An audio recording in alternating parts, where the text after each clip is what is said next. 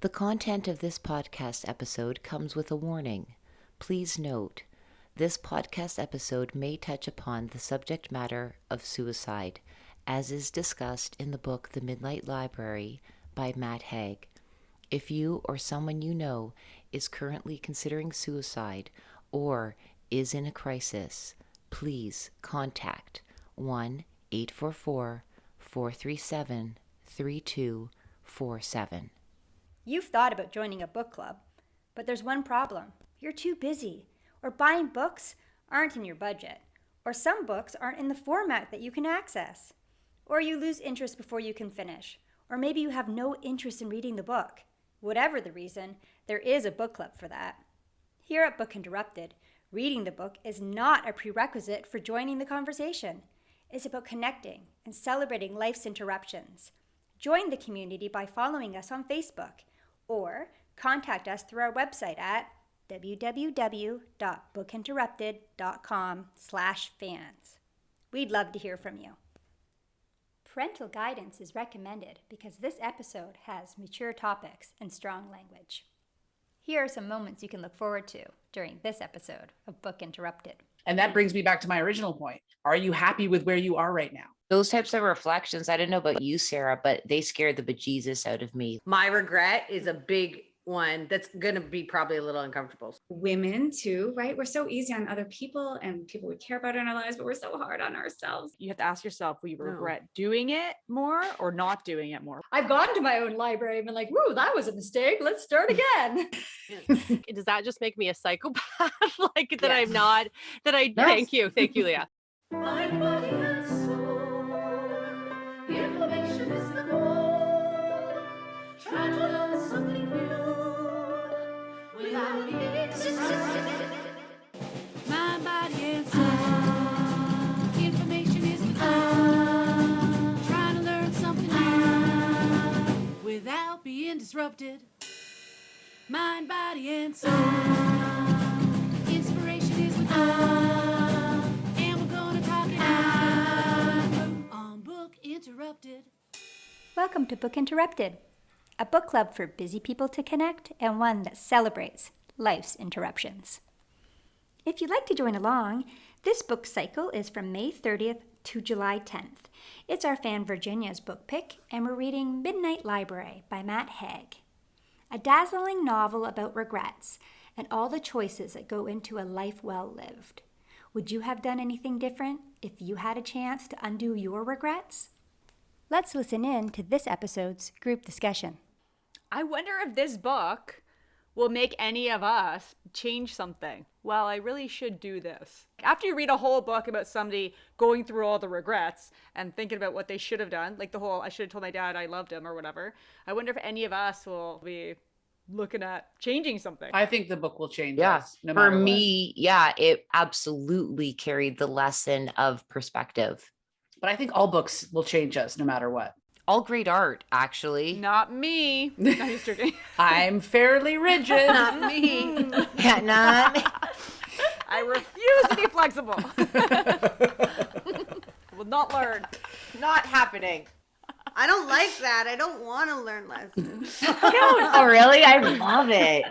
Well, just because even Same. you guys talking about it, I was like, what would be a book in my regret library and library? And I already thought of two that I don't want to say on camera, but I was like, oh, that's so uncomfortable that I can't do anything about aside from die and relive. If the librarian was like, okay, so you regret that. So would you like to go and live it as if you didn't do that thing you regret? And then But you I would don't go. have to forget this life, right? I haven't read any No, of the you books. do. It's called, You do. no, it's called her root life. So she doesn't necessarily forget.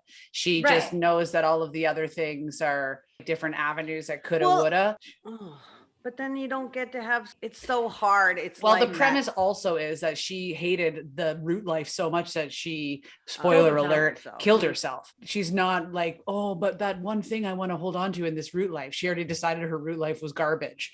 She didn't want to hold on to any of it. Yeah, like I gotta hold on to baby Max, so I don't want to forget baby Max. That's why. No, you don't forget anything of your root life. That carries with you as you slip into the... And different choices may not mean that Max doesn't come. Okay, then I guess I will, but I don't. Yeah, there's good and bad. Right? You could still have Max in these other lives. It's just because well, one of them was funny. Like, this isn't a child, this is a pet.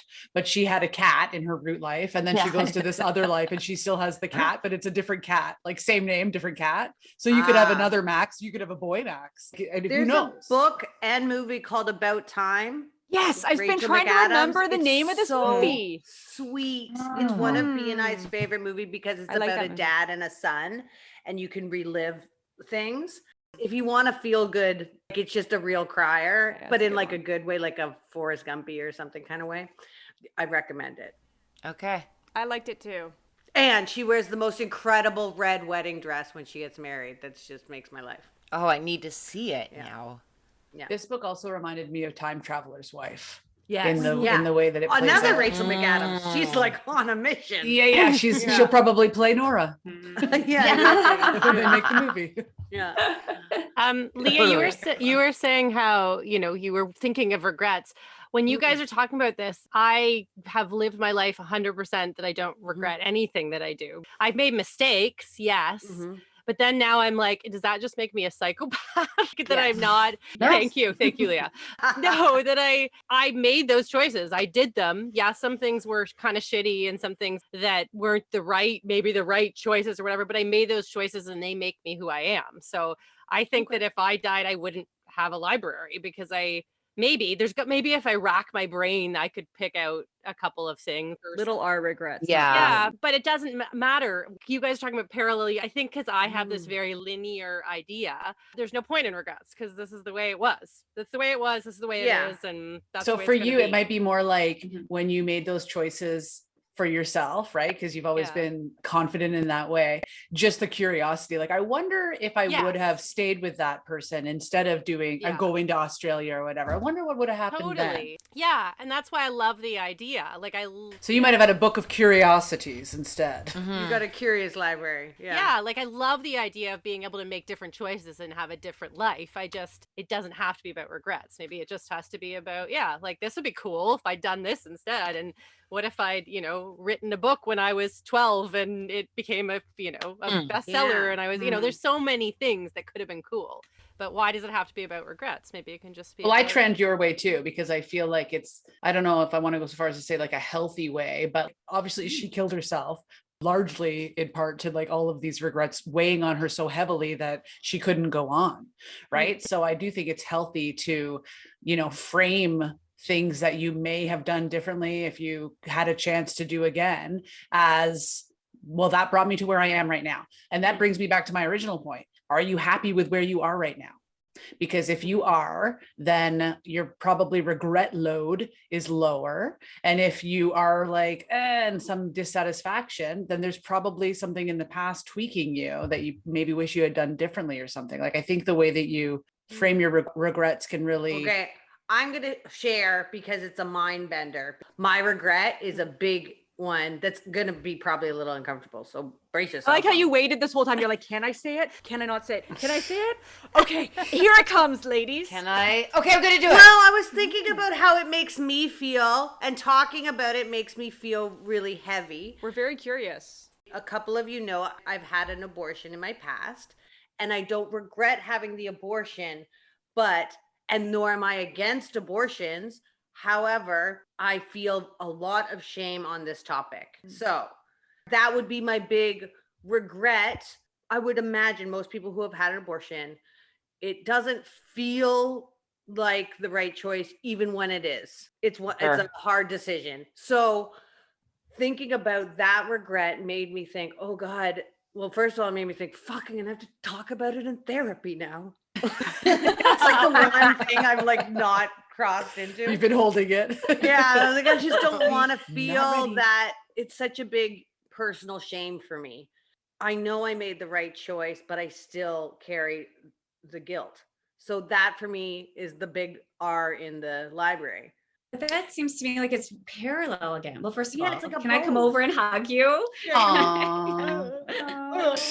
I've got it. It's interesting that you say like you know that it was the right decision, right? So it's almost like that Mhm. parallel Well, I think decision or yeah, that's mindset a or thought pickle. process, right? Yeah. I think it's speaking to that whole cultural thing and those gender things and all of that stuff, Yes. because Oh, you know it was the right yes. decision for you, and your guilt and shame must be born out of this outside force then that you've internalized, where I should have the, like, whatever, right? That's Whatever. interesting. I never thought of that. Yeah, where's the shame come from? That's probably the reason it became a big R, is because the shame part. Yeah, that's the thread to pull on. It's self-judgment. No, it's not it's a personal judgment.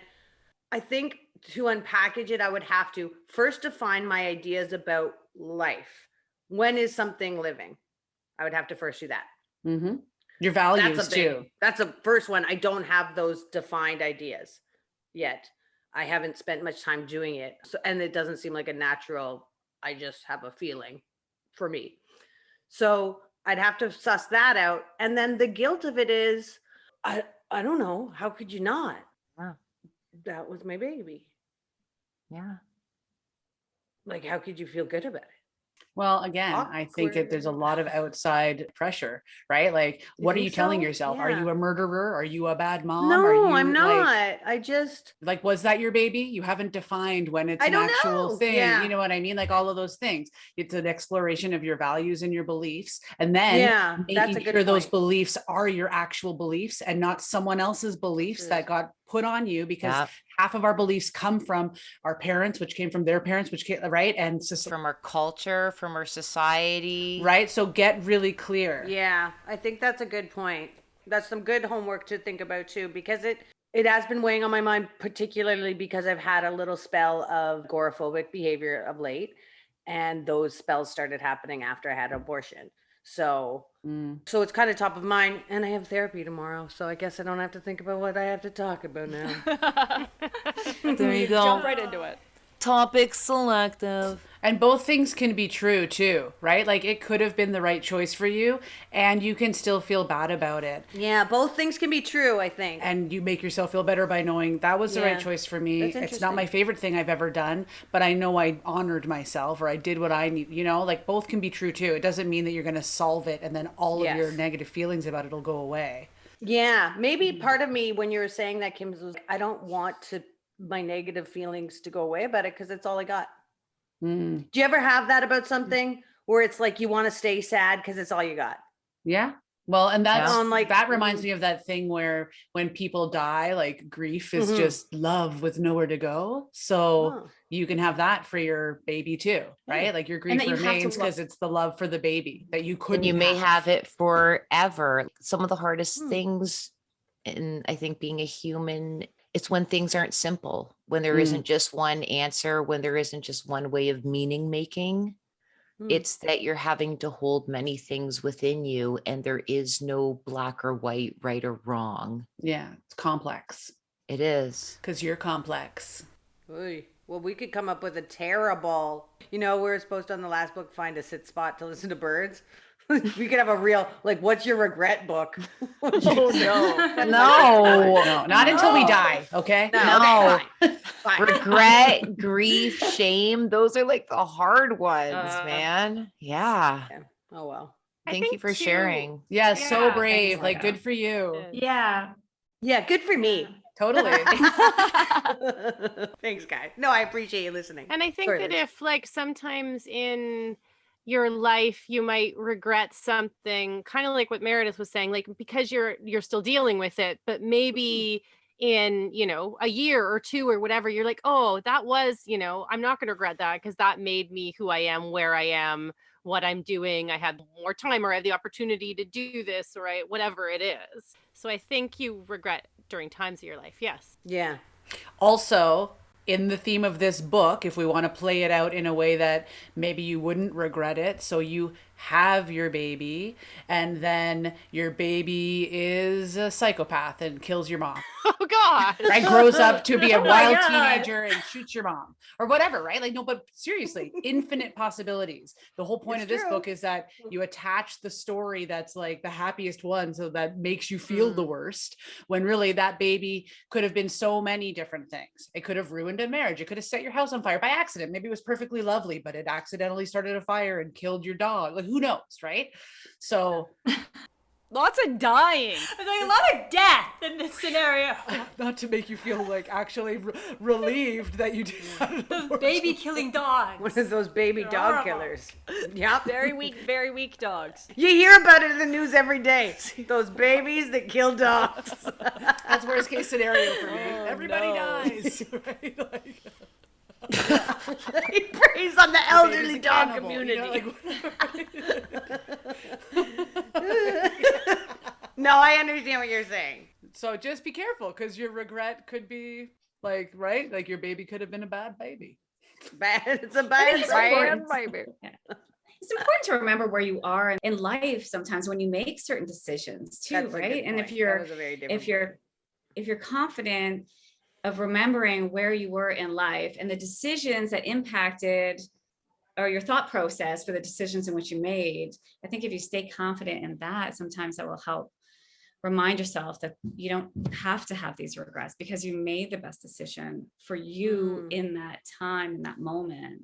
Mhm. Yeah, So- and you True. could like highlight how you were strong for yourself and all of those things, because it's hard to make that choice, as well as how you were sad, right? Like, again, back to that whole Yeah. complexity, both can be true. But I think Yeah. Virginia makes a really valid point, because in a different position in your life, you could look back and judge your old self because you think that your old self is your current self or something.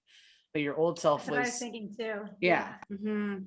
Does anybody else have the new Adele song in their head now? The whole thing, which is like, "Go easy on me." Go easy on me. Yeah. God, I love that song. It's Max and I's favorite song in the morning because she's grumpy on me in the morning. You sing it to her, you wake her up, go I've never heard it. What is it? What is The it? whole What's album it is called? amazing. Ooh, I'm gonna have to put that on. I'm gonna write it down, so I'll I send will it to put you, that on Jen. my playlist. It's really good album. Like really to you. Because the good. lyric goes something like, "Go easy on me, baby. I was Yeah. still a child." Yeah, it's Something, lovely. something. I'll send it to you, Jen. Oh, thanks. Leah. We do Right? need to be easy on ourselves, right? Like Especially we would young. be women too, right? We're so easy on other people and people we care about in our lives, but we're so hard on ourselves sometimes. So Totally. it's a good reminder to keep it easy. Oh, and something fun happened on the way. Speaking of music, I'm driving here to Leah's shop, and for the playlist for Book Interrupted, I came up with the best song. It was playing on the radio coming here. Sweet. I love How that. How serendipitous was that? Yes. Are you going to tell us what it is? Yeah, I Yeah, need to tell know what us. it is. Nope. Oh, wait. Whoa! Okay. All right. Can't handle this. Yes. Teaser. Now you're my I Gene. love that. I'm like, don't tell. And then I'll have to guess which one it is when I come Yes. with the three. But that was pretty serendipitous. So This interruption is brought to you by Unpublished. Do you want to know more about the members in Book Interrupted? Go behind the scenes? Visit our website at www.bookinterrupted.com. Book interrupted. My latest interruptions are constantly occurring in my home office. It has now become the place where my cat, you can probably hear her. Yep, there she is, meowing. She is interpreted as this is our special place, which is quite adorable, so beautiful, and completely annoying on every level. Oh my gosh. So sometimes when I don't go into the office to work, I'll just like work from home, because so many of my clients since COVID have converted over to doing like virtual sessions. But my home office is also my cat's favorite place in the whole house to hang out, because it's one of the only spots that for whatever reason the dog doesn't come in too much. And the kids also don't come in too much. And our cat's name is Scaredy Cat. So she's really only ever bonded to me. So I can see why this is a safe sanctuary for her, because she's like, oh, great. This is a safe spot. The kids who are unpredictable and the dog who is unpredictable likely won't bother me here. but it is it's like gotten out of control to the point that like she can't stop climbing all over me. She walks all over my computer. She runs up and down and gets like hyperactive episodes like all over the furniture, which she has like ripped to shite with her nails. And so then I'll like try to put her outside of my office and close the door, and then her cute little paws, and she tries to like put it under the door and it's like nonstop, and then you can hear her like scratching to get in, and then she ups it a level and starts throwing her body into the door in an attempt to open it. So then of course I go and open the door because I'm like, this is ridiculous and even more distracting. So all of my clients have now become quite familiar with Scaredy Cat. I'm sure the people on the podcast will now also start to become more and more familiar with her. Oh, there she goes again. Oh my gosh. So anyways, this used to be my safe sanctuary where I could come and there would be like total stillness and silence, and it's apparently just not anymore, and it's like endless interruptions, the kind that you just can't get too frustrated with because it's just so darn adorable. Book interrupted. You know what's interesting? So my jeans pick for this book, well, let's call her Beth. How about that?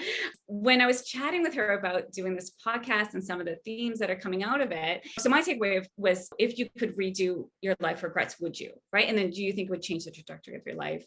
And would you even do that if you could?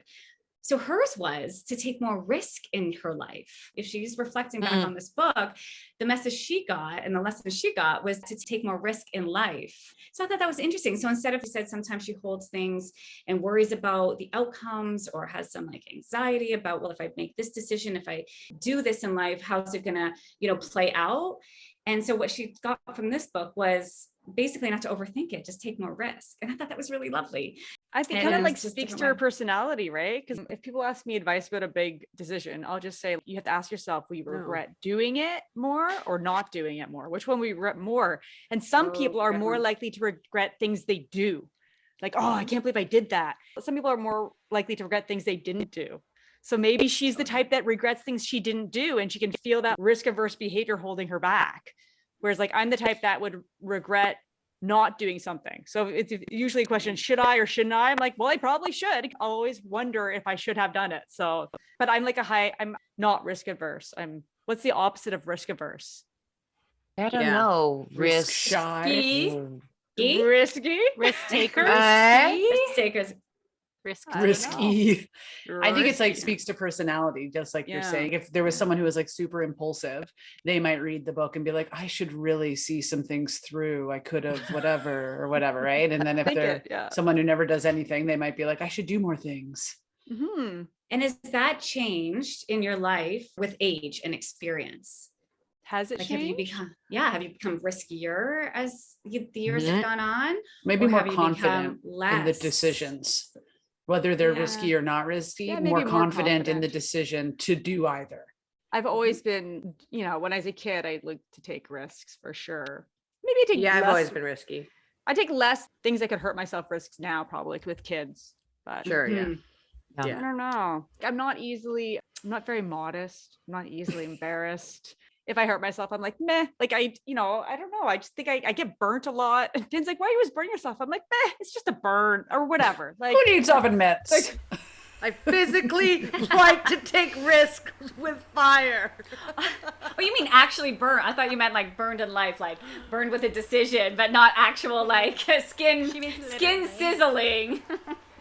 Literally. The sizzle of the both, skin. literally and figuratively. Both. No, she means technically burnt. Yeah. I think the burning thing is actually because I'm not paying attention. I'm like thinking, I'm always in my head, right? So I'm always like thinking about stuff. I'm like, I got burnt again or whatever. I don't know. But yeah, I take risks, but maybe I'm calmer. I take risks too, but it's different than Meredith. Your calculated risks. Mm-hmm. I decide to do something big and then I work it back to do it. So I plan it. So I don't really have that many regrets either, because anything I've wanted to do, I just figured out how to do it. I'd say you're risky. Yeah, you take risks. I've had so many people say to me when I'm going to do something, well, what if it doesn't work out? Then it doesn't work out and I start again. Like I just do something else. I basically started my life over lots of times. So I've gone to my own library and been like, woo, that was a mistake. Let's start again. And then File that. that wasn't so great. Let's try again. File that on the lesson learned section.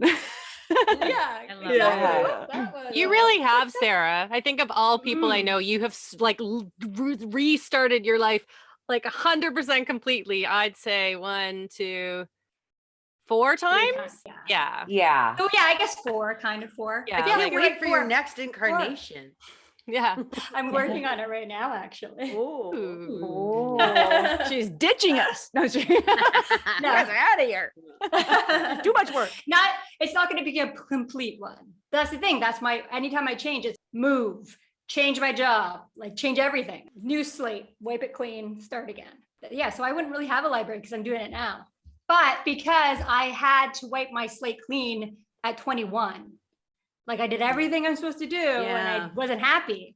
So I was like, holy crap. You could just pick whatever you want to be happy. You don't have to do or should do anything. So what do I want to try this time? You're kind of a critical time to learn that lesson. And mom was always like, you can do anything you put your mind to. And she'd always say, what's the worst that could happen?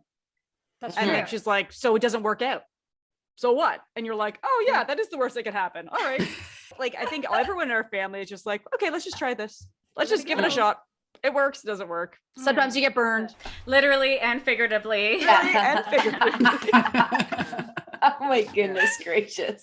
And it doesn't feel good to have to start again. It doesn't feel good when everything falls apart.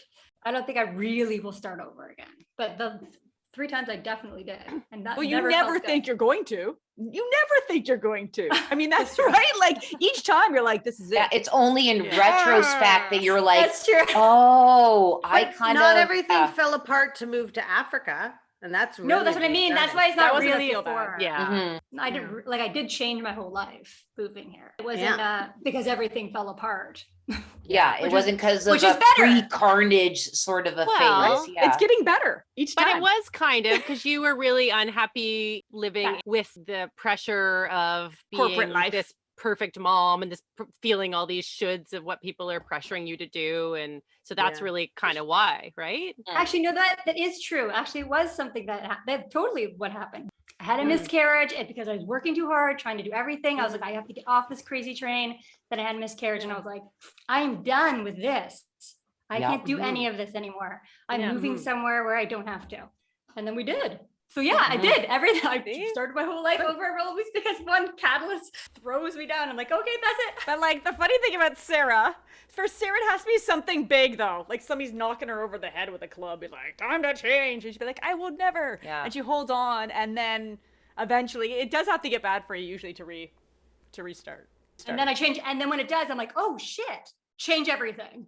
And then I change everything. Except Have for you us. ever looked back and Yes. thought, what if I didn't do that big change? Have you sort of walked through like how, crappy things would have been if you didn't? And like so grateful that you had the courage and the strength and the support or Those types of reflections, I don't know about you, Sarah, but they scared the bejesus out of me. Like I just get so grateful that somehow I mustered up the courage to just try something different. Yeah, when you reflect back on, holy shite, if I didn't make that change, where would I be? It usually goes very extreme into a resulting, and then I died. It goes like that dramatic sort of a thing. Is You're that how it is for dramatic. you? Yeah. I know. this would be so miserable. You are the most dramatic. I think everyone's going to be just a little bit Less that than level.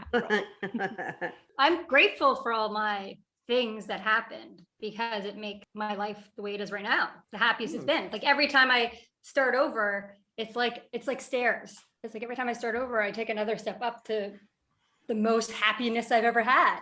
And then the next thing that happens, it's like another step up. And I'm like, oh, life is even better than I could imagine it could be. And then another step up, and now I'm here living by the beach. That's a great analogy with the steps. That would make a good book cover if you wrote a book. Oh. Maybe that's Yeah, Sarah's yeah. next project. Uh-oh. Well, it's such a pleasure, Virginia, to have you, Us and have you join us on the podcast. We're so excited to have you, and I can't wait to read the rest of the book. Well, thank you so much. This has been even more fun than I imagined it was going to be. So thank you very much. It was so great to meet all of you like live like this. I've been listening to you for a long time now. So thank you very much for having me on. I look forward to keep talking about the book and peeling it back a little bit more. So thank you. And thank you, Leah, for inviting me into your podcast. So Thanks Thank for you. recommending this book. Yeah. Totally. Yeah, totally. Yeah, I love it so far. good I one. love it so much. I love talking it through. So thank you. Nice. All right, y'all. See you later. And I'm going to see some of you ladies for dinner. That's exciting. Yeah. Are you celebrating Who's something? that lady? It was Mary's birthday yesterday. Meredith's birthday. And she's in this Oh part my of the country. goodness. Yeah. Oh wow. Yes. Happy No, birthday. she's West Coast. Mm-hmm. Happy birthday. I know I'm going Have home fun. soon on Tuesday. Thank you. I'm looking forward to seeing my kids. Yeah, They've all cut their Yeah. hair. So I know. Violet, she was so sweet. How did she announce cut it it- again? What she did do she it go? herself? You might have noticed. show, I cut my hair and now I have bangs. She's got like a weird voice. And then she was like, she's like, show, as you can see, I cut my hair since the last video and I think it looks really nice. It's like so short everywhere. There's like long bit at the back where she can't reach. How old is So- Violet? Yeah, How old is Violet Violet? is 4. Oh my So- goodness, so And sweet. Elsa's given herself just bangs this time. Elsa used to do the skullet when she was 4, so she just did bangs. Aw. She's 6. But yeah, she's so cute. Her little hair, so she's got like a little bald spot. It's really, her It bangs was are like, adorable. well, maybe Adorable. shorter than mine. If that's possible. Yeah, with like the strip at the back. And she goes, so my hair is magical because when I cuck it, she says cuck. When I cuck it, it turned brown. Dan goes, "You're like Rapunzel." And she's like, yeah. Why did she cook her hair? Why? She just She wanted cooked to. her hair? She cucked it. Cucked She it. can't say cut. She says cuck. Cook that hair. She All cucked right. it. It sounds a little dirty. Sometimes I'm like, It it's does. cut. Yeah. I cucked my hair. I like it. Thank you for joining us on this episode of Book Interrupted. If you'd like to see the video highlights from this episode, please go to our YouTube channel, Book Interrupted. You can also find our videos on www.bookinterrupted.com. A book club is just a book without members. Join the community by following us on Facebook, Instagram, or sign up for exclusive content through our website at bookinterrupted.com/unpublished. We'd like to give a big shout out to our listeners. Your support makes this all possible. Thank you for the uplifting feedback and for recommending us to family and friends. We love hearing from you. Please reach out through our website at bookinterrupted.com/fans or by emailing connect@bookinterrupted.com. We appreciate you for taking time out of your busy schedule to connect with us. See you next time on Book Interrupted. Moments you can look forward to on next week's Book Interrupted. Leah's the Grim Reaper. Yeah, totally. I wanted the stakes to be higher for her, like for it to be worse regrets. Plays into her being a philosophy major where she had all this knowledge about philosophy, but philosophy is all about perspective. Like it's normal for everybody to feel depressed sometimes. Each one of her lives, most of them, she was still taking antidepressants. I feel depressed in opposition to I am depressed. Look at how happy I am. It's crazy. Book Interrupted. Never forget, every child matters.